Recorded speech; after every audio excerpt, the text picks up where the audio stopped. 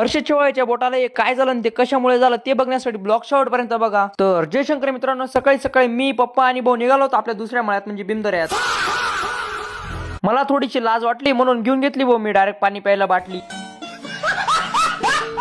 कालची सोट काढायची दुखत होती बोट, तरी घरच्यांनी काढायला लावले भाऊ आज बी सोट. ये भगवान क्या जुलुम है.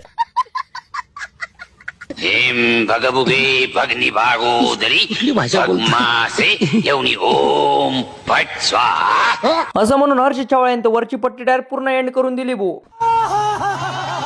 पण खालची पट्टी राहिली होती म्हणून आपल्याला 3 वाजता यावं लागेल. आणि घरी आल्यावर बघितलं तर घड्याळात वाजून गेले होते 12:30. मग काय म्हशीला टाकून दिला हर्षद शेवाळ्यांचा चारा. आता भेटूया डायरेक्ट 3 वाजता. बाटली घ्यायचा घरच्यांचा जाऊन गेला कॅन्सल प्लॅन. मग काय हर्षद शेवाळ्यांनी घेऊन घेतली वो पाणी भरून कॅन. उसापासून बनतो गुळ. शेजारी रोटर मारत होते म्हणून आपल्या वरात पूर्ण येत होती डायरेक्ट धूळ. शेजारी लगेच म्हणायला लागला, सुना क्या, ये भी मेरी गलती है. नहीं भाई मेरी गलती है. नहीं. आणि डाळिंबाचा काटा तर डायरेक्ट माझ्या हातात घुसून गेला होता. आणि असे नवनवीन कॉमेडी आणि भारी ब्लॉग बघण्यासाठी हर्षद शेवाळ्याला फॉलो करून घ्या.